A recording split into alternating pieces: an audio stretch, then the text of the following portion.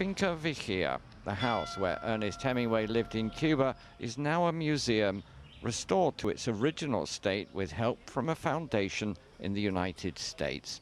Conservationists from the US and Cuba have been working together to preserve Hemingway's Cuban legacy for more than a decade, long before the two countries restored diplomatic relations.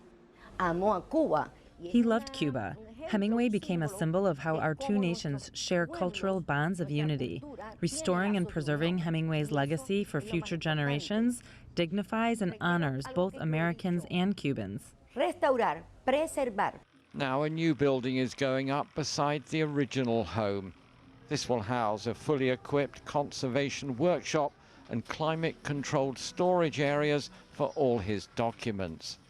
And to help complete the project, 2 containers have arrived from the United States, bringing some $900,000 worth of building materials, all of it donated by the same US foundation which helped restore the house. I think the fundraising has become easier now that there have been some changes made, but this project was started long before that.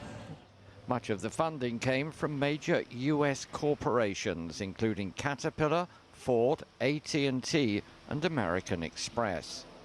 Ernest Hemingway bought this house on the outskirts of Havana in 1940. It's where he wrote his Nobel Prize-winning novel, The Old Man and the Sea, and wined and dined a constant stream of celebrity guests. He initially stayed after the revolution, even joining Fidel Castro at a fishing competition. But as the Cold War heated up, he moved back to the United States. Hemingway must have thought he was coming back to Cuba because he left behind almost all of his belongings, including thousands of books, manuscripts, photographs and letters. For more than half a century, they've been stored in hot, humid conditions at risk of damp, mold and termites.